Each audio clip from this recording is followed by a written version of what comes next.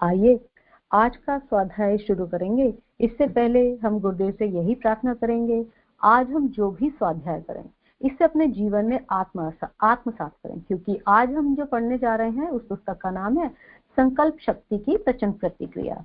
इस पुस्तक में गुरुदेव हमें प्रोत्साहन दे रहे हैं किस प्रक्रिया से कि आप संकल्प तो कीजिए मेरे मार्ग पे चलने का, देखिए मैं उसकी प्रक्रिया कैसे प्रचंड दूंगा, कैसी प्रचंड प्रक्रिया होगी हमारे जीवन में। इसी के साथ आइए आज का स्वाध्याय शुरू करते हैं। आज जो हम टॉपिक कवर कर रहे हैं वो है संकल्प ने परिस्थितियों को परास्त किया। और जो प्रश्न हम जो कवर करेंगे उसमें आएगा कि संकल्प ने कैसे परिस्थितियों को परास्त किया। क्या संकल्प परिस्थितियों को परास्त कर सकते हैं? आशा और उत्साह बनाए रखना चाहिए कैसे? कभी विकट परिस्थितियों से हार नहीं माननी चाहिए हमें। परिस्थितियों के प्रति हमारा दृष्टिकोण कैसा हो? दृढ़ संकल्प ही सफलता की सीढ़ी है। और आखिरी प्रश्न है, उधरगामी बनने की राह कैसी होती है? इन सभी प्रश्नों का उत्तर आज के स्वाध्याय के माध्यम से गुरुदेव हमें देंगे। गुरुदेव कहते हैं कि अंग्रेजी के प्रसिद्ध लेखक सर वॉल्टर स्कॉट ने किताबें लिखकर स्वयं साझेदारी के साथ उन्हें छापने का काम चालू कर दिया। प्रेस भी चलने लगा। दुर्भाग्य से उसका साथी ईमानदार और लगन वाला न था।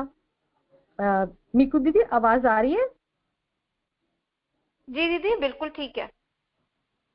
दुर्भाग्य से उनका साथी ईमानदार और लगन वाला ना था। दोनों में ही व्यापारिक चातुर्य की कमी थी। नतीजा यह हुआ कि प्रेस घाटा दे गया। अनेक वर्ष तक उसके लाभ में चलने की आशाएं लगाते रहे। कर्ज दिन दूना रात चौगुना बढ़ता गया। प्रेस पर ऋण का बोझ लग गया। साझेदार भाग खड़ा हुआ और सारा ऋण वॉल्टर स्कॉट के ऊपर आ गया। क्या था इन लोगों में, क्या किस चीज की कमी थी? जब भी कोई बिजनेस स्टार्ट करते हैं थोड़ा एक्सपीरियंस होना चाहिए। इस पैराग्राफ के माध्यम से गुरुदेव एक चीज तो हमें ये बता रहे हैं कि दोनों जो थे दोनों कभी भी किसी के साथ साझेदारी करें तो जो हमारा जो पार्टनर होना चाहिए एक्सपीरियंस होना चाहिए, ईमानदार होना चाहिए। लेकिन उन जो वॉल्टर थे उनके में क्या उनका जो अनलक था वो क्या था कि उनका जो पार्टनर था वो ईमानदार नहीं था और लगन वाला भी नहीं था। और जो दोनों में कमी क्या थी? दोनों में कमी ये थी कि दोनों में व्यापारिक चातुर्य की कमी थी। इसीलिए पार्टनरशिप किसके साथ करनी चाहिए ये बता रहे हैं इसमें गुरुदेव। आगे गुरुदेव लिखते हैं, दिन रात पर्वत जैसे कर्ज का बोझ सोचते विचारते कोई साधारण मनोबल वाला व्यक्ति होता तो संभव था पागल हो जाता अथवा मानसिक भार से परेशान होकर आत्महत्या ही कर लेता। उसका मानसिक संतुलन गड़बड़ाता जाता। पर वॉल्टर स्कॉट विषम परिस्थितियों में हार मानने वाले लेखक न थे। वे जीवन युद्ध के वीर सिपाही थे। उन्होंने ऋण उतारने के लिए लेखन व्यवसाय से संबंधित कई कार्य प्रारंभ किए। कभी कोई मासिक पत्र प्रकाशित किया, कभी दूसरों की पुस्तकें छापी, अखबार निकाले, असंख्य उद्योग किए। वे विषम परिस्थितियों से निकलने की निरंतर कोशिश करते रहे, आशा और उत्साह बनाए रहे। देखिए अब ये जो हमें बात, ये जो पैराग्राफ हमें क्या समझा रहा है? या बात ये समझा रहा है कि आपके अंदर जो भी एबिलिटी है पूरा, देखिए उत्साह को हारना नहीं है कभी भी, है ना। गुरुदेव कह रहे हैं कि अगर कोई साधारण प्रकृति का आदमी होता तो क्या होता, या तो पागल हो गया होता है ना, या फिर आत्महत्या कर लेता है ना, उसका मानसिक संतुलन गड़बड़ा जाता। लेकिन वॉल्टर क्या थे? वॉल्टर की वो हार मानने वालों में नहीं थे। तो मन हमारा ऐसा होना चाहिए जो कभी हार न माने। गुरुदेव की इसी से रिलेटेड एक पुस्तक है जिसका हेडिंग है मन के हारे हार है, मन के जीते जीत। देखेंगे, कोशिश करेंगे, उसे भी कवर करेंगे हम लोग। लेकिन गुरुदेव यहाँ पर क्या बता रहे हैं, उन्होंने क्या क्या काम किया। आप देखिए, एक लेखक है, लेखक क्या कर सकता था? उन्होंने अपना जो ऋण था उन्होंने हार नहीं मानी। पहाड़ जैसा बोझ तो उन पर कर्ज का आ गया, लेकिन उन्होंने आशा बनाए रखी थी, है ना, निराशावान नहीं थे वो, आशा बनाए रखी। और उन्होंने ऋण उतारने के लिए, अपना कर्ज उतारने के लिए उन्होंने क्या किया? लेखन व्यवसाय, जो उनका अपना जो क्वालिटी थी ना, क्या थी विशेषता उनकी, ये थी कि वो लेखक थे। उन्होंने क्या किया कि अपने व्यवसाय से संबंधित ही कोई कार्य प्रारंभ कर दी। ठीक इसी तरह हमें अपने अंदर चेक करना चाहिए कि मेरे अंदर कौन सी क्वालिटीज है। हम लोग खुद नहीं जानते हैं कि हमारे अंदर क्या क्वालिटीज है, और हाथ पे हाथ रख के बैठे हुए हैं एक्चुअली। हाँ, हम नहीं समझ सकते कि हम गुरुदेव का काम कौन सी विशेषता के साथ कर सकते हैं। जरूर आप अगर गुरुदेव के स्वाध्याय से आप जुड़े हैं ना, तो जरूर कोई ना कोई क्वालिटी देकर आपको गुरुदेव ने भेजा है। मेरा एक मानना है कि इस प्रकृति में भगवान ने, परमात्मा ने ऐसी कोई चीज नहीं बनाई जो बेफिजूल हो, जिसमें कोई क्वालिटी ना हो। अगर हम देखें ना कि कीचड़ है, तो कीचड़ के अंदर भी क्वालिटी है कि वो कमल को खिला देता है, उसमें इतनी न्यूट्रिएंट्स वैल्यू है कि वो कमल एक खिला के रख देता है, और कमल ऐसा खिला देता है वो कि भगवान के चरणों में जाकर चढ़ता है। माँ सरस्वती उस पर बैठती है, माँ विराजित होती है, माँ लक्ष्मी उस पर विराजित होती है कि नहीं। तो क्वालिटी तो सबके अंदर है। एक कीचड़ में अगर इतनी क्वालिटी, तो हम आप भगवान के बनाए हुए हैं, है ना। कीचड़ भगवान ने नहीं बनाया, कीचड़ हमने और आपने बनाया। लेकिन आप ये देखिए कि उसके अंदर क्वालिटी कितनी अच्छी है। तो हम तो भगवान के बनाए हुए हैं, है ना, तो हमें क्वालिटी कैसे नहीं होगी, जरूर होगी। कभी नहीं हिम्मत हारनी चाहिए।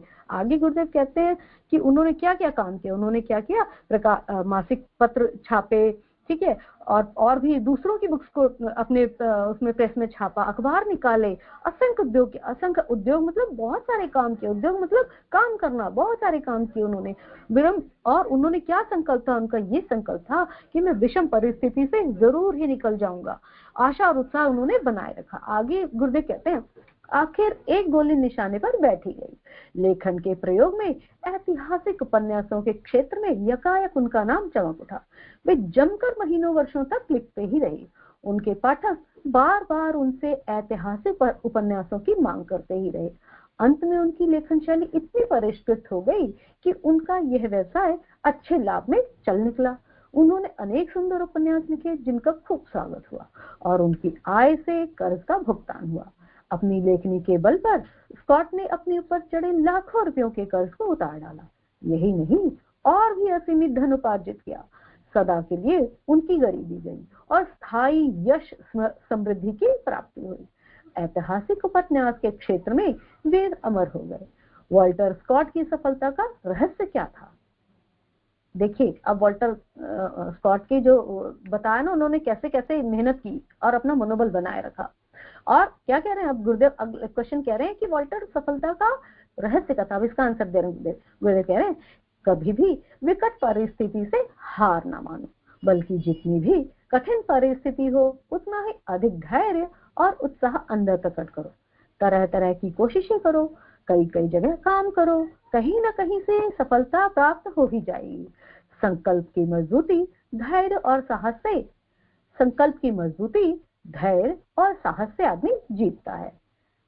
देखिए क्या कह रहे हैं गुरुदेव, संकल्प अपना मजबूत बनाए रखें, धैर्य रखें, मतलब टॉलरेंस पावर ज्यादा होनी चाहिए हमारे अंदर। कोई गलत कर रहा है हमारे साथ, अगर कोई बात नहीं, सहन करिए, समय आएगा। वो एक गाना है ना, अपना टाइम आएगा, है ना, तो वो होगा जरूर। और साहस बनाए रखना है कि कोई कुछ भी गलत कर रहा है तो कोई बात नहीं, हम सहन करेंगे, और साहस इतना होगा हमारे अंदर कि इस परिस्थिति से हम जरूर निकलेंगे। वो एक लाइन है ना कि ये समय बीत जाएगा, इसको याद रखना चाहिए हमेशा, अच्छे समय में भी और बुरे समय में भी।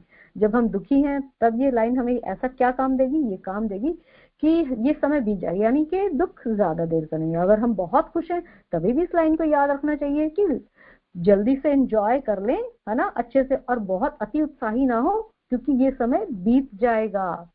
आगे गुरुदेव कहते हैं, उन्होंने कभी असफलता में हार नहीं मानी और निराशा को पास नहीं फटकने दिया। जिसके पास कभी भी जीतने की आशा है, काम में उत्साह है और मन में धैर्य है, उसका संकल्प एक ना एक दिन निस्संदेह सफल होकर रहता है। गुरुदेव कहते हैं कि जिसके मन में अपने काम में जो उत्साह पूर्वक लगा रहता है ना, और उन्होंने कभी जितनी भी असफलताएं उनकी लाइफ में आई, है ना, उनका बिजनेस फेल हुआ, उसने हार नहीं मानी। उन्होंने क्या किया, देखिए पार्टनर को छोड़कर भाग खड़ा हो गया उनका, लेकिन उन्होंने अपने आप को, अपने आगे पीछे निराशा को फटकने भी नहीं दिया। उन्होंने कहा मैं लगा रहूंगा, है ना। जैसे कि रस्सी बार बार अगर किसी पत्थर पर आती जाती है ना, तो चांसेस क्या होते हैं, वो रस्सी टूट जाएगी। जूट की है रस्सी, है ना, इको फ्रेंडली है बहुत, टूट सकती है, बहुत कमजोर है, पत्थर के मुकाबले में वो बहुत कमजोर है ना। लाइफ में ऐसे लोगों से सामना हो सकता है जो सामने बहुत मजबूत होते हैं और हम उनके सामने एक तिनके के समान है ना। लेकिन डट के रहना है, जरूर एक ना एक दिन वो जो तिनका है वो निशान छोड़ देगा पत्थर पर। वो जो पतली सी रस्सी है जूट की, आती है जाती है ना। कुएं से पानी लेते हैं ना, बार बार आती है जाती है। वो कुएं की जो चक्री है क्या करती है, पहले वो उसकी होती थी। कहावत कहाँ से बनी है, करत करत अभ्यास के जड़मती हो रसरी आवत जाते सिल पर परत निशान, है ना। ये जो रस्सी है इसमें क्या हो रहा है, बार बार वो जो चक्री होती थी ना कुएं से पानी निकालने वाली, पहले वो लकड़ी की बजाय पत्थर की हुआ करती थी, है ना। तो जो पानी निकालने के लिए जो खींचते हैं तो बार बार रस्सी उस लकड़ी पे से आती सॉरी उस सिल पे से आती है जाती है। सिल यानी वो जो पत्थर की चक्री बनी हुई है ना, राउंड राउंड सी, जिसपे लिपटी हुई होती है। जब बाल्टी को अंदर कुएं में डालते हैं तो रस्सी हो जा रही है बाल्टी के साथ, फिर जब खींचा उसको तो वापस आई और आने जाने की प्रक्रिया से सिल पर जो था पत्थर पे निशान पड़ गए। यानी कि एक कठोर व्यक्ति के सामने भी अगर हम धैर्य पूर्वक साहस से काम लेंगे, अपना धैर्य बनाए रखेंगे, सहनशीलता बनाए रखेंगे, तो एक ना एक दिन उसके मन पर जरूर असर पड़ेगा, जरूर काम होगा हमारा। और काम में लेके उत्साह बनाकर रखना है, अगर गुरुदेव कह रहे हैं, और मन में धैर्य बनाकर रखना है। तो आपका जो भी आपने संकल्प लिया है ना, तो वो एक ना एक दिन जरूर पूरा होगा, जरूर सफल होगा। ऐसी श्योरिटी कौन दे रहा है, परमपिता परमात्मा हमारे परम पूज्य गुरुदेव दे रहे हैं। आगे गुरुदेव कहते हैं, नेक्स्ट क्वेश्चन जो हम कवर करेंगे अब टॉपिक में, हमने कितने कवर कर लिए, संकल्प शक्ति को हमने परिस्थितियों को परास्त करके रख दिया कि नहीं कर दिया, वॉल्टर जी ने परास्त कर दिया था ना, तो ये क्वेश्चन हमने कवर कर लिया। और उन्होंने आशा और उत्साह बनाए रखा कि नहीं रखा, बनाए रखा, और कभी भी विकट परिस्थितियों से हार नहीं मानी थी उन्होंने। अगला है, अगले टॉपिक में हम कवर करेंगे, अगला टॉपिक जो आशा और उत्साह है, जिसमें हम क्वेश्चन कवर कर रहे हैं कि हमारा दृष्टिकोण कैसा हो, विपरीत परिस्थितियों में हमारा दृष्टिकोण कैसा होना चाहिए। गुरुदेव कहते हैं दूसरों को, नाविक लड़के का उत्साह बता रहे हैं इसमें, दूसरों को देखते समय भी प्रधानता हमारे अपने ही दृष्टिकोण की हुआ करती है। हताश व्यक्ति को चारों ओर अर्थहीनता नीरसता ही दिखाई पड़ती है। संकल्पहीन व्यक्ति सदैव दूसरों की विफलता देखते और स्मरण करते रहते हैं तथा भयभीत आशंकित बने रहकर कभी कोई महत्वपूर्ण काम शुरू नहीं कर पाते। यह निषेधात्मक अस्वाभाविक है। इसे क्या कह रहे हैं गुरुदेव, गुरुदेव कह रहे हैं कि जो व्यक्ति होते हैं ना कमजोर मनोवृत्ति के, वो क्या करते हैं, हताश व्यक्ति जो होते हैं, वो उनका दृष्टिकोण कैसा होता है। यहाँ हताश व्यक्तियों के दृष्टिकोण के बारे में बताया जाता है। वो हमेशा अपनी तो छोड़ो, वो दूसरों की विफलता को देखकर ही घबरा जाते हैं। बाप रे, अगर ये नहीं पास हुआ एग्जाम में तो मैं कैसे हो जाऊंगा, अगर ये काम नहीं कर सकता तो मैं कैसे कर सकता हूँ, है ना। जो दूसरों की ही असफलताओं को देखकर हार मान बैठे हैं और खुद नहीं लगते उसके अंदर, उस काम को खुद हाथ में ही नहीं लेना चाहते। ये किन लोगों का काम होता है, जिनकी मन की जो शक्ति है ना कमजोर है ना। और कहेंगे तो ये एक तरह से अगर आप देखें ना आलसी लोगों का काम होता है ये। आगे गुरुदेव कहते हैं इसे मनोविकृति ही कहा जा सकता है। दूसरों को मरते देखकर स्वयं की मृत्यु भी निश्चित मानना एक बात है, और उस मृत्यु से भयभीत रहकर जीने से ही कतराने लगना भिन्न बात है। निराश दृष्टिकोण पाल लिया जाए तब तो किसी भी काम में हाथ लगाते न बनेगा। गुरुदेव क्या कह रहे हैं, कई लोग देखिए किसी डेथ सेरेमनी में जाते हैं, फिनरल में जाते हैं, कितने हताश निराश होकर लौटते हैं, है ना। उनका मन कैसे होता है, ओह किसी की डेथ देख लेते हैं तो उनका मन एकदम विरक्त हो जाता है। मैंने बहुत सारे लोगों को ऐसे देखा अपनी लाइफ में, किसी डेथ से वापस आए हैं, क्या फायदा है जीने से, बड़ी नेगेटिव से बातें करते हैं, फायदा ही नहीं है जीने का, एक दिन तो मर ही जाना है ना। लेकिन इस बात को ऐसे भी तो लिया जा सकता था, अरे बाप रे, हमें एक दिन मर जाना है, हमें अपने सारे काम करके जाने चाहिए। इसका मतलब जितना भी लाइफ मिला है उसे बड़े उत्साह के साथ जीना चाहिए। हमारे हाथ में जो भी काम है उसे भगवान का दिया काम मानकर करते चलना चाहिए। पता नहीं मौत कब किस समय आ जाए। गुरुदेव कहते हैं ना, हर दिन एक नई मौत, हर सुबह एक नई जिंदगी। तो बात आती है ना यहाँ पर, ये बात गुरुदेव की सच हो रही है कि नहीं हो रही है। तो ऐसा लेकिन कौन लोग कर सकते हैं, ये बात वही लोग सोच सकते हैं, जैसे अभी मैंने लाइन कही ना कि ये समय बीत जाएगा, ये यहाँ पर आ रही है ये बात कि ये वही लोग कर सकते हैं जिनका मन बहुत मजबूत है, जिनकी आत्मा में बल है। और वो जो आत्मा में बल कैसे मिलेगा? आत्मा में बल माँ गायत्री की साधना करने से आता है। आप गायत्री मंत्र जपिए। अभी पीछे कल सूर्य षष्ठी गई है ना, हमने अर्घ दिया है। वो किस क्या पर्व था, क्या त्योहार था? वो पर्व तो यही था ना कि आत्मा को हमारे बल मिला था ना। जब हम सूर्य की आराधना करते हैं तो उससे आत्मा का बल मिलता है। और इस व्रत में क्या किया जाता है? इस व्रत में भगवान भुवन भास्कर भगवान की पूजा की जाती है, जो प्रत्यक्ष देव हैं, पृथ्वी पर प्रत्यक्ष देव हैं, और जो सुबह सवेरे उठते ही सबसे प्रथम दर्शन होते हैं। जानते हैं कर्मकांड में सबसे पहले सूर्य अर्घ दिलवाया जाता है। अगर हम वैदिक मंत्रों के साथ उससे किया जाता है तो सबसे पहले वो संकल्प दिलवाते हैं पंडित जी जो होते हैं, और फिर कहते हैं सबसे पहले आप सूर्य को अर्घ दीजिए। आपने सबका आवाहन कर लिया है, पहले सूर्य अर्घ से स्टार्ट होता है। क्यों? क्योंकि वो साक्षी हैं, हमारे हर कार्य के साक्षी हैं। वो पृथ्वी पर जो कुछ भी हो रहा है उसके साक्षी, बिना भेदभाव के हमें अपनी ऊर्जा दे रहे हैं। तो भगवान है कि नहीं है? गुरुदेव खुद कहते हैं ना, मैं सूर्य में समाहित हूँ। कैसे कह पा रहे हैं वो? क्योंकि सूर्य हमेशा हमेशा से है। सारे के सारे ग्रह नक्षत्र उनके कंट्रोल में है, भगवान सूर्य देव के कंट्रोल में है ना। सारे के सारे कहाँ, हम पूरा अपना अगर सौरमंडल देखें तो उसके अंदर क्या हो रहा है? जितने भी ग्रह, राहु केतु मंगल बुध, सब क्या कर रहे हैं? शनि देव क्या कर रहे हैं? सूर्य के चारों तरफ परिक्रमा कर रहे हैं। तो जो गायत्री जप रहा है उसके तो ग्रह अपने आप ही कंट्रोल में हो जाएंगे कि नहीं हो जाएंगे? हो जाएंगे ना, है कि नहीं? और जिस मेरे ख्याल से ग्रुप में बहुत लोगों ने सूर्य षष्ठी का व्रत किया होगा। मैं थोड़ा सा यहाँ पर ये बताना चाहूंगी, सूर्य षष्ठी व्रत जो है माता कुंती ने सबसे पहले किया था। और किसके कहने पर किया था? दुर्वासा ऋषि। दुर्वासा ऋषि कौन थे? जिन्होंने गायत्री जपी थी, है ना, गायत्री की साधना की थी। गायत्री के बहुत बड़े साधक थे। उन्होंने माँ कुंती की सेवा से प्रसन्न होकर उनको ये वरदान दिया था कि जब जब तुम सूर्य साधना करोगी तो तुम्हें मनचाहा वरदान प्राप्त होगा। लेकिन माँ कुंती ने चेक किया था, और हम सभी जानते हैं इस वाली स्टोरी को, कि उन्होंने अपने गुरु मंत्र को चेक किया। ठीक है, कि मेरे गुरु ने जो मंत्र दिया है मैं उसे चेक करूं। तो हम जब अपने गुरु पर डाउट करने लगते हैं ना, तब क्या होता है? तब भगवान प्रकट होते हैं, वरदान भी देते हैं। लेकिन वो जो वरदान का जो फल है ना, वो एक गलत जगह, गलत संगति कर बैठता है। जैसे कर्ण का शौर्य सभी जानते हैं, आज भी उनका नाम बहुत रिस्पेक्ट से लिया जाता है एज ए दानवीर कर्ण। लेकिन जब उनकी पर्सनैलिटी हम देखते हैं तो क्या देखते हैं? उसमें देखते हैं कि उनकी संगति बिगड़ गई। उन्होंने संगत किसकी कर दी? दुर्योधन की कर दी, जो महत्वाकांक्षी था, ईर्ष्यालु था। तो बदले में उनको क्या मिला? और कहीं ना कहीं कर्ण के अपने मन में ईर्ष्या थी अर्जुन के प्रति, है ना, ईगो था, मैं अर्जुन से ज्यादा लायक हूँ, है ना। वो जो ईगो थी, वो जो अहंकार था, ईर्ष्या में कन्वर्ट हुई, और वो ईर्ष्या ने साथ करवाया अहंकार ने दुर्योधन जैसे व्यक्ति का। उसकी संगत बिगड़ गई, और संगत के परिणाम स्वरूप उसका वध हुआ, है ना। उसके खिलाफ देखिए, सूर्य पुत्र हैं, भगवान है, भगवान के पुत्र हैं, लेकिन वो कहाँ खड़े हैं? भगवान के अगेंस्ट खड़े थे, अर्जुन के अगेंस्ट खड़े थे, भगवान कृष्ण के अगेंस्ट खड़े थे। भगवान कृष्ण खुद वध करवा रहे हैं उन।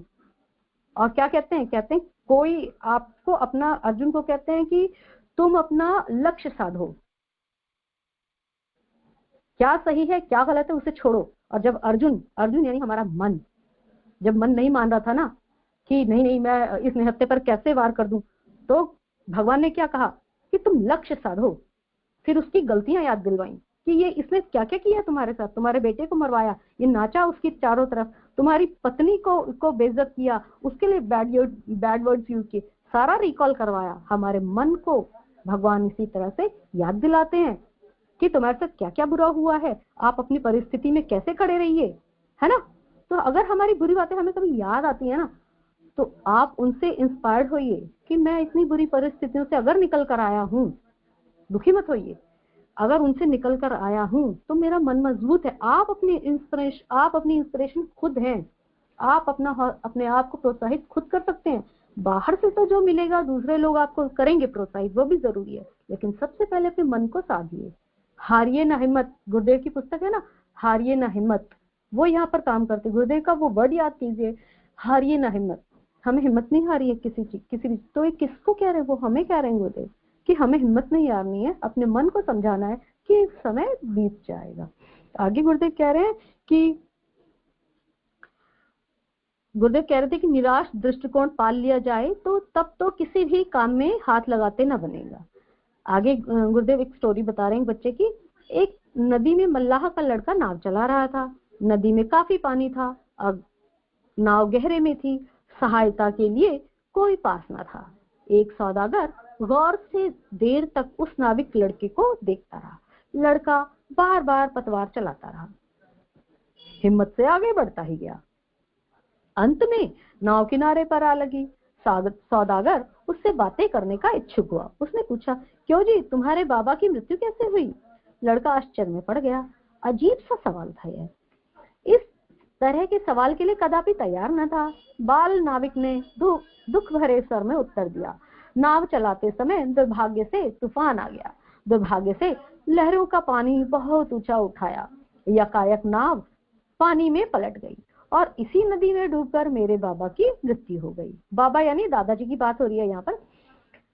लड़के की आंखें गीली हो गई। लड़के का उत्तर सुनकर सौदागर विस्मय में पड़ गया। वह कुछ देर तक चुप रहा, फिर आगे पूछा, और तुम्हारे पिताजी की?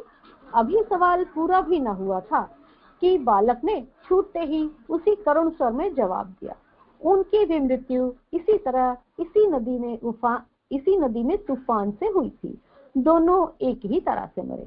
तब सौदागर दुख से उद्विग्न था। अब सौदागर जो था वो दुख से उद्विग्न था। अब उसका मन जो था ना सौदागर का, वो जो व्यापारी था जिसने क्वेश्चन किया था, वो बेचारा बड़ा दुखी हुआ और मन परेशान हुआ। उसका मन में परेशानी दबाया था। कुछ देर चुप रहकर बोला, अरे नन्हे दोस्त, जब तुम्हारे बाबा और पिता दोनों ही नाव चलाने के लिए इस खतरनाक काम में मौत के शिकार हुए हैं, तो तुम जानबूझकर यह खतरनाक काम क्यों कर रहे हो? मौत के मुंह में क्यों खेल रहे हो? बालक कुछ देर तक चुप रहा। उसने अपने आंसू पोंछे, कुछ सोचता रहा, क्या करें, अपने से बड़े को क्या उत्तर दें। उसे कोई जवाब नहीं सूझ रहा था। फिर बोला, महाशय माफ कीजिए, मैं भी अब आपसे एक सवाल पूछ लूं? सौदागर ने कहा, हाँ शौक से पूछो। नाविक बालक ने कुछ तकचाते हुए पूछा, महाशय जी, क्या आप बता सकते हैं कि आपके बाबा और पिताजी की मृत्यु कैसे हुई? प्रश्न। अब देख लिए, एक बच्चे ने हिम्मत करी है ना? क्या हिम्मत करी? अपने से बड़े से क्वेश्चन करने की। निकू दीदी आवाज आ रही है क्या? हेलो। हाँ जी दीदी, बिल्कुल बिल्कुल। ठीक है दीदी।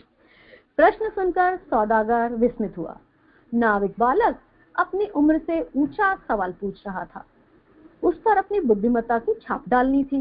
इसलिए सौदागर ने उत्तर दिया, उन दोनों को तो बीमारी हुई थी और वे घर पर चारपाई पर पड़े पड़े ही मृत्यु को प्राप्त हुए थे। तो फिर आप उस घर में क्यों रहते हैं जिनमें उन दोनों की मृत्यु हुई थी? कौन कह रहा है? ये बच्चा कह रहा है उस सौदागर से। नाविक बच्चा सौदागर से ये प्रश्न कर रहा है। इस प्रश्न का सौदागर के पास कोई उत्तर नहीं था। मल्लाह के पुत्र ने अपनी बात जारी रखते हुए आगे कहा, श्रीमान, यहाँ या वहाँ मृत्यु तो सब जगह ही आती है। फिर भी हम जिंदा हैं।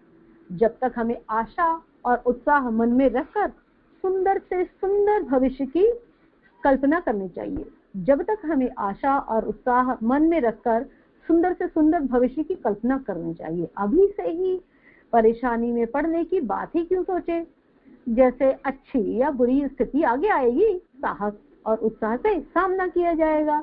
अभी तो आशा लगाकर उन्नति की ही बात सोचें और साहस से आगे बढ़ें, है ना? यह उत्तर सुनकर सौदागर चकित हो गया। कैसा विलक्षण था उस बालक का उत्साह, कैसी रंगीन और सशक्त थी उसकी आशा।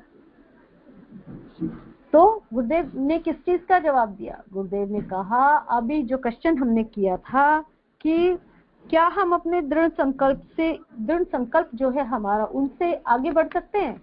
हाँ क्या? तो यहाँ पर आशा और उत्साह किसमें था बताइए? आंसर मिला हमें। उस बच्चे को आशा थी कि उसका भविष्य बहुत उज्जवल है और वो अपने लक्ष्य की प्राप्ति कर ही लेगा एक न एक दिन। इसलिए वह सतत प्रक्रिया उसमें लगाई हुई थी। किसकी? उसने मन में बड़ा अच्छा संकल्प किया था, मन में दृढ़ संकल्प किया था कि मैं जीवन को बहुत अच्छे से जीऊंगा। इसलिए वो क्या कर पा रहा था? उन समुद्र की लहरों से वो जूझ पा रहा था, जो सौदागर के विस्मय का कारण बनी हुई थी ना, उनसे वो जूझ पा रहा था। और ये किसका कारण हो पा रहा था? उसके मन में जो संकल्प था ना, जीवन जीने का उत्साह था ना, उसे अगर वो अपना दृष्टिकोण ये बदल लेता, अरे बाप रे, मेरे तो बाबा भी ऐसे ही मरे थे, मेरे तो पिता भी इसी समुद्र में डूब कर मरे थे, मैं तो कोई और काम करूंगा, मैं ये काम नहीं करूंगा, है ना, छोड़ सकता था ना वो।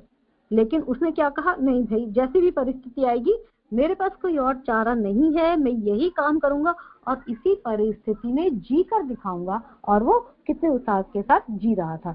तो आगे गुरुदेव कह रहे हैं, उज्जवल भविष्य की आशा और लक्ष्य प्राप्ति में सतत प्रयत्न हेतु दृढ़ संकल्प सफलता की सीढ़ियां हैं। गुरुदेव कह रहे हैं, जो क्वेश्चन हमने कहा था कि क्या दृढ़ संकल्प सफलता की सीढ़ी है, तो अब गुरुदेव इसका आंसर करेंगे हमें। गुरुदेव कह रहे हैं, उन्नति और विकास का मार्ग कठिनाइयों के कंकरीले पथ से ही जाता है। जो व्यक्ति जीवन में कठिनाइयों से घबराता है उसे उन्नति की आकांक्षा नहीं करनी चाहिए। उन्नति का अर्थ ही ऊंचाई है, जिस पर चढ़ने के लिए अधिक परिश्रम करना पड़ता है। समतल पर चलने की अपेक्षा कहीं अधिक पसीना बहाना पड़ता है। कहाँ बहाना पड़ता है? ऊंचाई पर चलने पर। गुरुदेव कह रहे हैं कि पहाड़ पर अगर किसी को चढ़ना है ना, तो उसका रास्ता कैसा होगा? अगर किसी को आगे जीवन में बढ़ना है तो उसका रास्ता कठिनाइयों से भरा होगा, है ना। अगर किसी को पहाड़ पर चढ़ना है तो वो कितनी सारी तैयारी करता है, नहीं, कितनी सारी तैयारी करता है, हाइकिंग शूज लेता है, बहुत सारी हाइकिंग के सारे इंस्ट्रूमेंट्स लेता है, अपने आप को सालों की तपस्या करता है, सालों की चढ़ने की छोटी छोटी ट्रैकिंग के थ्रू अपने आप को प्रिपेयर करता है। उसके बाद वो किसी बड़ी ट्रैकिंग पर जाता है ना। पहले थोड़ी ऊंचाई, पहले समतल पर पैदल चलना से प्रैक्टिस करता है, उसके बाद क्या करता है, छोटी ट्रैकिंग पर जाता है, फिर बड़ी ट्रैकिंग पर जाता है, फिर एक दिन वो हिमालय की चोटी पर भी पहुंच जाता है। आप बचेंद्री पाल का जब एक्सपीरियंस सुनेंगी लाइफ का, मुझे लगता है उनका थोड़ा एक्सपीरियंस किसी दिन शेयर करेंगे कि उन्होंने अपनी लाइफ में एवरेस्ट को कैसे क्लाइंब किया, है ना। तो पहले उससे हमें पता लगेगा कि इंसान कितनी मुश्किलों के बावजूद भी एवरेस्ट को क्लाइंब कर सकता है। इसके लिए हम एक एग्जाम्पल लेना चाहेंगे। हाँ, जिस पर चढ़ने के लिए अधिक परिश्रम करना पड़ता है, समतल पर चलने की अपेक्षा कहीं अधिक पसीना बहाना पड़ता है। आगे कहते हैं गुरुदेव, पतन की ओर चलने में मनुष्य को ना तो कोई विशेष श्रम करना पड़ता है और ना उससे अधिक विलंब लगता है। यदि दो आदमियों में से एक को निम्नगामी और दूसरे को ऊर्ध्वगामी मार्ग पर चलाया जाए तो जहां एक निश्चित दूरी पर पहुंचने के लिए ऊर्ध्वगामी को 1 दिन लगेगा, वहां निम्नगामी को कोई परिश्रम ना करना होगा। ऊर्ध्वगामी पसीना पसीना हो जाएगा और जो निम्नगामी होगा फटाफट से वो निम्नगामी बन जाएगा। तो यहाँ ये एग्जाम्पल आता है कि अगर पानी, यहाँ पानी का एग्जाम्पल ले लेते हैं हम लोग। जब पानी को मान लीजिए आपको 4 मंजिल पर चढ़ाना हो, 5 मंजिल पर चढ़ाना हो, पानी नीचे बह रहा है ना, दोनों इक्वलेंट एकदम पानी बह रहा है, और अगर हम चाहें कि पानी को जरा अपने टैंक में चढ़ा दें, है ना, जिससे हमारे घरों के नलों में वो पानी इजीली आ जाए, करते हैं ना, सब जगह पर ऐसा हुआ है, सब जगह होता है ये। तो पानी कहीं ना कहीं नदी से आ रहा है, फिर हम उसको स्टोर करते हैं, फिर उसको टैंकी में चढ़ाते हैं, कितने सारे एफर्ट्स लगाते हैं। जो पानी आया उसको स्टोर किया, पहले हमने मोटर फिट की, पूरी पाइपलाइन अपने पूरी बिल्डिंग में करवाई, पूरे घर में बिल्डिंग में पाइपलाइन एक डलवाई। कहाँ डलवाई? 5th फ्लोर पर डलवाई, जिसके लिए प्लम्बर्स बुलाए गए, कितना सारा पैसा लगाया हमने, है ना। अब एक मोटर फिट की हमने, क्या पानी खुद से चढ़ जाएगा ऊपर? नहीं चढ़ता है, पानी कभी नहीं चढ़ता है। आप कॉर्पोरेशन का पानी आता होगा, आप देखते होंगे कि जिन लोगों ने मोटर नहीं लगवा रखी है वो पानी उनके टैंक में नहीं जाता है ना। बहुत ज्यादा होगा तो ग्राउंड फ्लोर पर बहुत धीमी धीमी गति से आता है, ठीक है। लेकिन जब पानी को टैंक में चढ़ाना था तो हमने क्या किया? हमने किया कि हमने एक मोटर फिट करवा ली, ठीक है। और वो मोटर, अब जब बटन दबाएंगे, इलेक्ट्रिसिटी लगाएंगे, एफर्ट्स देखिए हमने कितने लगाए पानी को चढ़ाने में। एक इलेक्ट्रिक मोटर लगाई, बटन दबाया, जब पानी आया वेट किया कि पानी के टाइमिंग्स क्या हैं, और पानी बटन दबाकर उस पानी को क्या किया हमने, मोटर ने बहुत एफर्ट्स लगाए, बड़ी तेजी से उस पानी को खींचा और अब उस पानी को पुश किया जा रहा है, ठीक है। हम क्या कर रहे हैं? उस पानी को पुश कर रहे हैं ऊपर चढ़ने के लिए, ठीक है। इसी तरह से जीवन में जो है मनुष्य को ऊपर चढ़ने के लिए पुश चाहिए होता है। और ये पुश कौन देगा? क्या कोई इलेक्ट्रॉनिक मोटर हमारे लिए भी लगी है क्या लाइफ में? नहीं ना। वो इलेक्ट्रॉनिक मोटर गुरुदेव ने मन में लगाकर भेजा है हमें।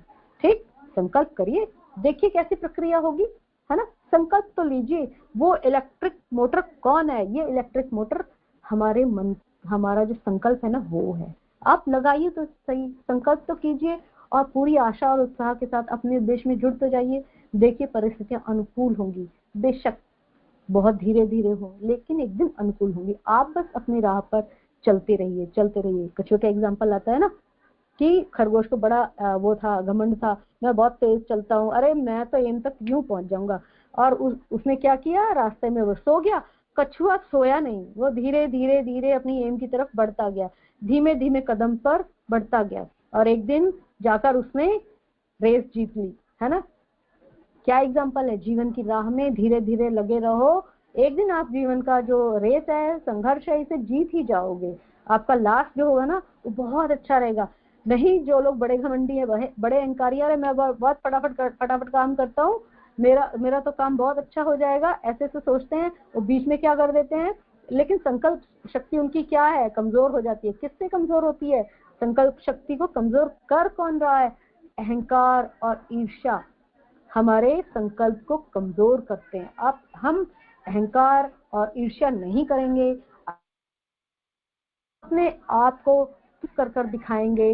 क्या प्रूव करेंगे? कि हम कौन है, परम पूज्य गुरुदेव के शिष्य हैं। उन्होंने जो हमें राह दिखाई है वो क्या है, उसको उस राह पर चलकर हम अपने आप को प्रूव कर दिखाएंगे। आज सारिका दीदी और क्या कहते हैं मीकू दीदी ने एक बहुत अच्छा स्टेटस लगाया, उसको देखकर मैंने भी उसी स्टेटस को लगाया है, और मैंने उस पर ये कैप्शन भी डाला है कि हम गुरुदेव के शिष्य हैं और हम अपने आप को प्रूव कर दिखाएंगे, चाहे परिस्थितियां कैसी भी हो।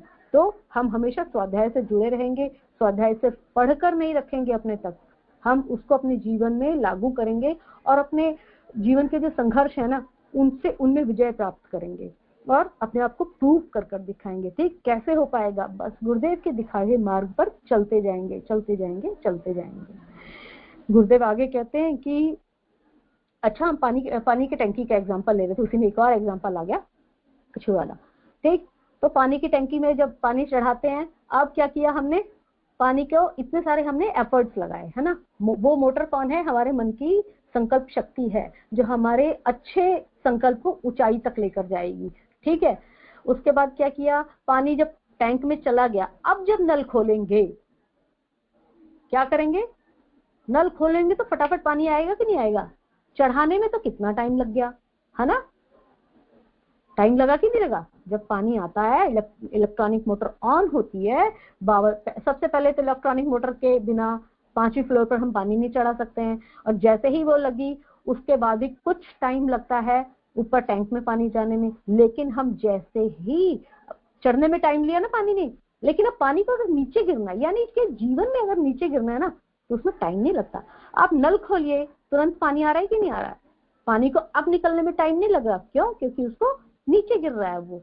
यानी कि मनुष्य अगर जीवन में नीचे गिरना चाहे ना, तो उसको कोई एफर्ट्स नहीं लगाने पड़ते हैं, अपने आप जीवन में नीचे गिरता ही चले जाएगा। कोई कभी भी कोई सोच करना जीवन में नीचे नहीं गिरता, बस उसकी मनवृत्ति क्या है, मनोवृत्ति कैसी है, उसके आसपास का वातावरण कैसा है, उसने अच्छा संकल्प किया कि नहीं किया, है ना। तो क्या होता है, हम जीवन में आसानी से नीचे गिर जाते हैं। कोई किसी भी संकल्प शक्ति की जरूरत होती है क्या नीचे गिरने के लिए? बिल्कुल नहीं होती। जरा सोच कर देखिए, नीचे गिरने के लिए कोई संकल्प करता है कि आज तो मैं चोरी करके ही रहूंगा। देखिए, एक छोटे मोटे चोर है ना, मैंने अक्सर देखा, पॉकेट मार होते हैं या क्या कैसे, खैर पॉकेट मार को तो खैर मैं ये कहूंगी उसने बड़ा संकल्प ले रखा है, और बड़े ऐसे आसानी से ये चीजें चुरा लेते हैं कि पता भी नहीं चलता। आप बस में या कहीं ट्रैवलिंग में देखेंगे किसी की पॉकेट कट जाती, पता ही नहीं चलता। उसने भी कहीं ना कहीं मेहनत कर रखी है, उसने भी अपनी संकल्प शक्ति को कहीं ना कहीं लगा रखा है। लेकिन किस मार्ग में लगा रखा है, ये देखिए, नीचे गिरने के मार्ग में लगा रखा है उसने, है ना। चोरी करने के, पॉकेट मारने के मार्ग में लगा रखा है। आगे गुरुदेव कहते हैं कि नीचे गिरने के लिए कोई भी परिश्रम न करना होगा, और उधरगामी जो होगा वो पसीना पसीना हो जाएगा। उन्नति के मार्ग में कठिनाइयां स्वाभाविक हैं। यदि ऐसा ना होता तो संसार में सभी महान बन सकते थे। कोई साधारण, सामान्य अथवा पतित नहीं होता। कठिनाइयों पर विजय पाने का संकल्प जागृत रहे तो वह पूरा होगा ही होगा। गुरुदेव क्या कह रहे हैं? गुरुदेव कह रहे हैं कि अगर हमें उन्नति के मार्ग में कठिनाइयां आ रही हैं तो इनसे हिम्मत नहीं आ रही है। ठीक है, मनुष्य के जीवन में बहुत सारी कठिनाइयां आती है, हमारी डे टू डे लाइफ में बहुत सारी कठिनाई, हमारे आसपास के लोग ऐसे होते हैं जिनको झेलना बहुत मुश्किल होता है, लेकिन यही तो तप और तपस्या है ना कि हम उनके नेचर को सहन करें और अपने राह में लगे रहें, अपने काम में लगे रहें, अपनी जिम्मेदारियों को निभाते रहें, है ना। जैसे हम में से बड़ी सारी फीमेल्स होंगी जिनको गुरुदेव पर काम नहीं करने दिया जाता होगा, घर में या बाहर बहुत सारे बैरियर्स होंगे, लेकिन जैसे मेरा मानना है कि अगर हम चाह लेना कि गुरुदेव का काम करना है तो हम एक जगह बैठकर विश्व कल्याण की कामना कर सकते हैं। मैं बार बार इस चीज को बोलती हूँ, आप स्वाध्याय तो कर ही सकते हो ना, एक ना एक दिन देखिए सारी, अब अपने में लगे रहिए, आप अपनी क्वालिटीज को चेक करिए। हम सभी को अपने अंदर की क्वालिटीज को चेक करना चाहिए। कहीं ना कहीं हम कई जन्मों की यात्रा को तय कर आ रहे हैं और हमारे अंदर ना कई जन्मों के अच्छे और बुरे संस्कार भरे पड़े हैं। इट डिपेंड्स कि कौन कौन सी सिडलिंग हुई है अंदर, है ना, कौन कौन से बीज अंदर भरे पड़े हैं। हम खाद पानी किसको दें, ये खाद पानी किसको देना है ये हमारी मनोवृत्ति बताएगी, है ना। जैसे हम संकल्प लेंगे ना, हम अच्छे संकल्प अगर ले रहे हैं, आज मैं एक अच्छा काम करूंगा, ठीक है, अगर हमने संकल्प ले लिया तो जरूर जो हमारा ब्रह्मांड है ना आपको किसी जरूरतमंद से टकरा देगा।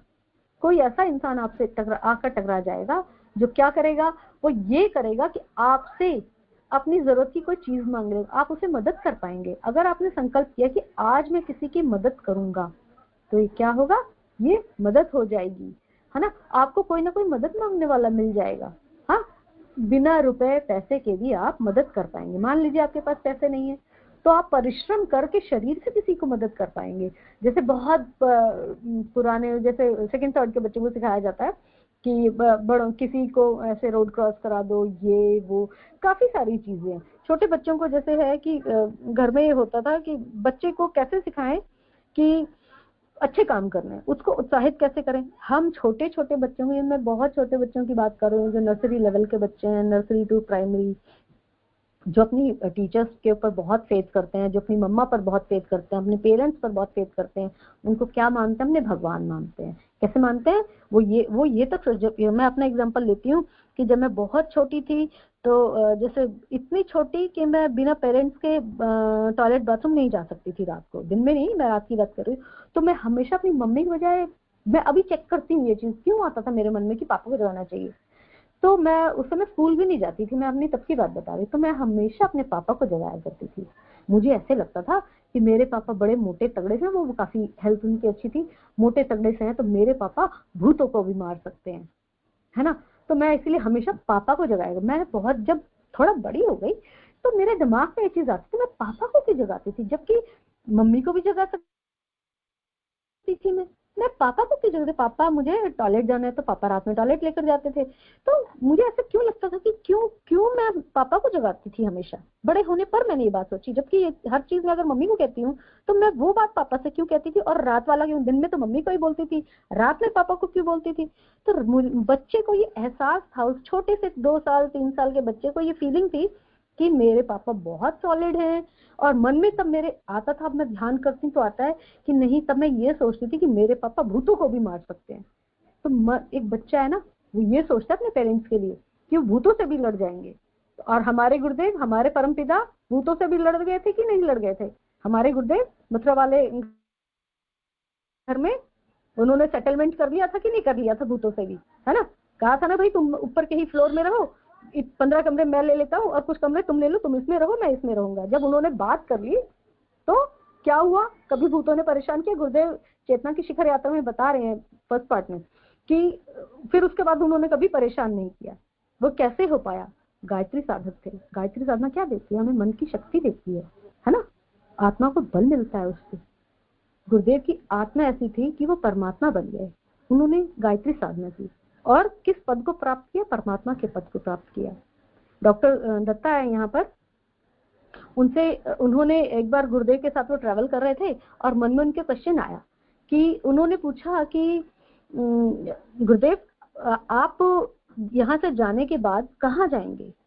तो गुरुदेव ने क्या कहा, मैं अपने गुरु के स्थान पे जाऊंगा, है ना।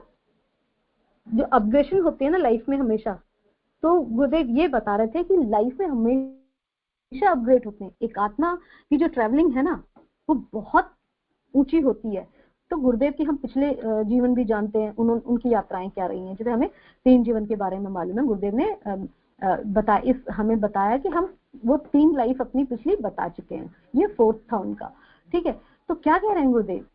गुरुदेव कह रहे हैं कि अभी जो क्या चल रहा है, गुरुदेव का निष्कलंक अवतार चल रहा है गुरुदेव का, है ना, जिस पर कोई आक्षेप नहीं लग सकते हैं कभी भी। और ये आक्षेप किस पर नहीं लग सकते हैं? भगवान सूर्य पर नहीं लग सकता। हमारे परम पूज्य कौन है? भगवान सूर्य हैं। तो जो हमने अभी तक सूर्य षष्ठी की आराधना की, साधना की, हमने किसकी आराधना की? अपने परम पूज्य की साधना की है ना। गुरुदेव और माता जी किसमें है? सूर्य देव में है। गुरुदेव क्या कहते थे? यही कहते थे ना कि जो लोग शांति कुंज नहीं आ सकते तो वो मेरा दर्शन कैसे करेंगे? मैं सूर्य में समाहित हो जाऊंगा। तो एक आत्मा की ट्रैवलिंग देखिए आप, सूर्य में समाहित हो गए। तो हम जब उसी सूर्य का पार्ट हैं तो हम कैसे कमजोर हो सकते हैं? क्या हमारी आत्मा कमजोर हो सकती है? विषम परिस्थितियों में भी हम जमकर खड़े रहेंगे। बार बार ये जो पुस्तक है हमें बार बार यही तो कह रही है, प्रोत्साहन दे रही है। गुरुदेव की वो पुस्तक है ना, हारिए ना हिम्मत, बहुत साल पहले मेरे हाथ में आई, करीब 2010 या 11 में आई वो शायद मेरे हाथ में।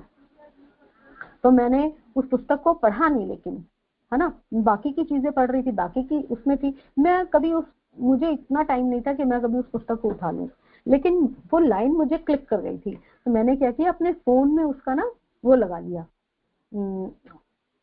डिस्प्ले लगा लिया। तो अब मैं जब भी फोन ऑन करती थी तो उस पर गुरुदेव का वो आशीर्वाद मुद्रा आती थी और उसमें वो एक लाइन लिखी थी, हारिए ना हिम्मत। तो गुरुदेव मुझे इंस्पिरेशन दे रहे थे, किसी भी सिचुएशन में आप हिम्मत को मत हारिए। मैंने पुस्तक तो जाकर 2015 में पढ़ी हो, और मैं इतने सालों से उसी स्टेटमेंट को देखकर मेरे मन में बहुत उत्साह बना रहा, जो मैं अपने जीवन में आगे बढ़ते चली गई। बहुत तो आगे नहीं बढ़ पाई, गुरुदेव ही जाने, लेकिन सिर्फ मैं एग्जांपल, और मैं बार बार सिर्फ अपनी लाइफ से एग्जांपल सिर्फ इसलिए दे रही हूँ कि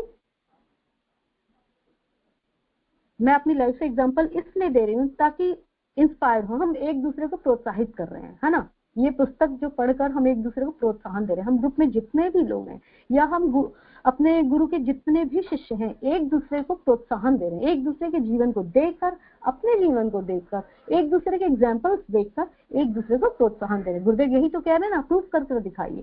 तो हम संकल्प लेंगे ना कि हम अपने आप को प्रूफ कर दिखाएंगे कि हम गुरुदेव के शिष्य हैं।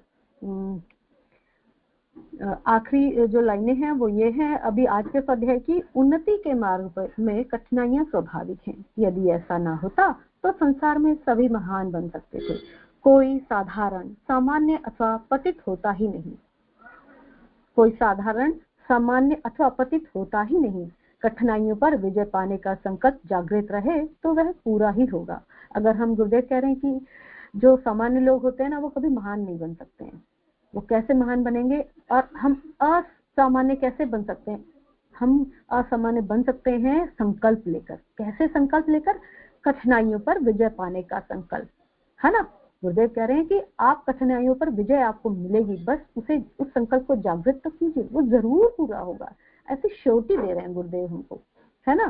तो मेरे ख्याल से आज का टाइम पूरा हो गया है। मैं आज के स्वाध्याय को यहीं समाप्त करना चाहूंगी। बहुत बहुत धन्यवाद। मिकू दीदी। हाँ जी, शीला दीदी बहुत अच्छा बताया। आज का स्वाध्याय बहुत अच्छा था और वो सभी के लिए अच्छा है, वो किसी एज बैरियर के लिए नहीं है। होता है ना कि लोगों को लगता है कि हमारी एज हो गई है तो क्या लाइफ में अचीव करेंगे, कुछ नहीं। लेकिन अभी हमारे गुरुदेव ने हम लोगों को क्या दिया है, गुरुदेव के विचारों को फैलाना, ये भी एक लाइफ में एक बहुत बड़ा मकसद है।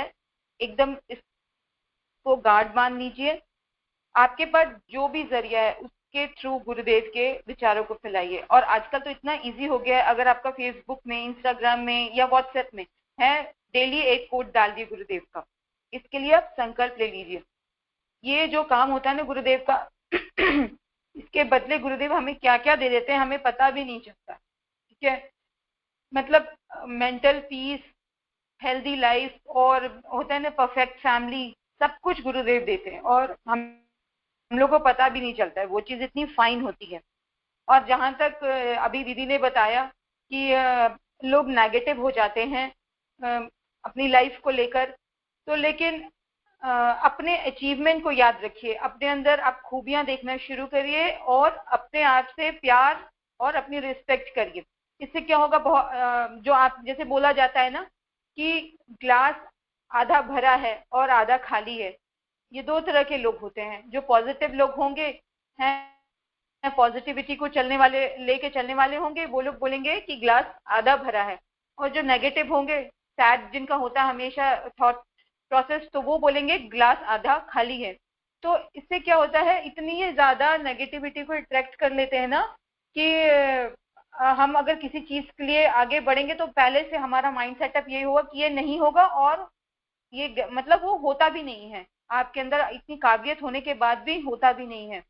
और जो जो हडल्स आते हैं ना, जो जैसे रुकावटें आती हैं सक्सेस में, तो अगर नहीं आएंगे तो आपको सक्सेस का इम्पोर्टेंस ही नहीं पता चलेगा। तो हडल्स आने दीजिए। हडल्स आने का मतलब ये है कि आपने एक जो स्टेप है वो पार कर लिया है, तभी आप दूसरा हडल फेस कर रहे हो। तो इतना मतलब इतना लाइफ में देखा जाए तो लाइफ बहुत इजी है, एकदम बहुत अच्छा बना दिया है गुरुदेव ने। और ज्यादा है तो आप गुरुदेव से प्रार्थना करिए और पूरा भरोसे के साथ प्रार्थना करिए कि ये नहीं कि गुरुदेव सुनेंगे कि नहीं सुनेंगे। ऐसा दिमाग होता है, ऐसा माइंडसेट मतलब सबका होता है। एक टाइम में मेरा भी था कि पता नहीं सुनेंगे कि नहीं, लेकिन सुनते हैं 100 and 200%। मैं तो बोलूँ 200% गुरुदेव सुनते ही सुनते हैं। आप संकल्प लीजिए, गुरुदेव को बोलिए, वो सुनेंगे ही सुनेंगे। इतने प्यारे हमारे गुरुदेव है ना, वो सुनेंगे ही सुनेंगे। अभी मैं सबसे ये रिक्वेस्ट करूंगी कि अगर किसी का जो सोशल मीडिया में जो भी अकाउंट है ना, उसमें डेली डेली गुरुदेव के विचार डालना शुरू कर दीजिए, या छोटे छोटे वीडियोस बनाकर बस अपनी आवाज के द्वारा आप गुरुदेव के विचारों को फैलाइए। और एक जो नेगेटिव दिमाग होता है ना, वो प्रैक्टिस में आ जाता है। तो उनके लिए कल जो राग के लिए बात हुई थी, तो मैंने एक राग देखा है, मैं आप लोग को बताती हूँ। 1 मिनट। एक राग है जो जिसको आप सुनोगे तो लिटरली आपको ऐसा मतलब एक हैप्पीनेस सा फील होगा। बहुत जैसे हम लोग बचपन में थे ना कि दूरदर्शन में ये बांसुरी वादन और सितार ये बजते रहते थे, तो वो डिफरेंट राग से रिलेटेड थे कि ये हम लोग उस वक्त पता नहीं था, हम लोग को बोरिंग लगता था। लेकिन अभी क्या है, ये आपको मैं बता रही हूँ, या राग यमन कल्याण। ये आप 15 मिनट सुनिए। कल मैंने सुना और इतना मतलब इतना रिलैक्स हुआ। ये हैप्पीनेस के लिए है, खुशी के लिए है। आपका दिमाग रिलैक्स, मन एकदम शांत हो जाएगा। तो राग यमन कल्याण सभी सुने, और इससे पॉजिटिविटी भी आएगा और आपकी संकल्प शक्ति बढ़ेगी। आपको अपने लाइफ के लिए बहुत अच्छे अच्छे आइडियाज आएंगे। ठीक है। तो आज का स्वाध्याय बहुत अच्छा बताया दीदी, बहुत इम्पोर्टेंट और बहुत दमदार टॉपिक था आज का। सबको अपनी संकल्प शक्ति बढ़ानी चाहिए, और ये प्रैक्टिस में लानी चाहिए। 2 दिन 3 दिन ऐसे करके, बहुत ज्यादा नहीं हो, छोटे छोटे स्टेप्स लीजिए, है ना। बेबी स्टेप बोलते हैं ना हम, शुरुआत हमारी लाइफ होती है बेबी स्टेप से। फिर उसके बाद क्या हो जाता है कि हमारा इतना अच्छा हो जाता है कि अगर हम मतलब इतनी तेज चलते हैं कि हमारे जो किसी के साथ अगर चलते हैं तो उनको भी लगता है कि हाँ देखो इसकी चाल में कितना दम है। तो वैसे ही हम लोग को बेबी स्टेप लेना है और दूसरों को इंस्पायर करना है, क्योंकि हम लोग किससे बिलोंग करते हैं, हमारे गायत्री परिवार से हम बिलोंग करते हैं। तो उसको रिप्रेजेंट करने के लिए हमको उस तरह से तैयार होना है। गुरुदेव के मतलब हम लोग सोल्जर्स हैं। तो आज का स्वाध्याय यही समाप्त करते हैं। शीला दीदी आपका बहुत बहुत धन्यवाद। चलिए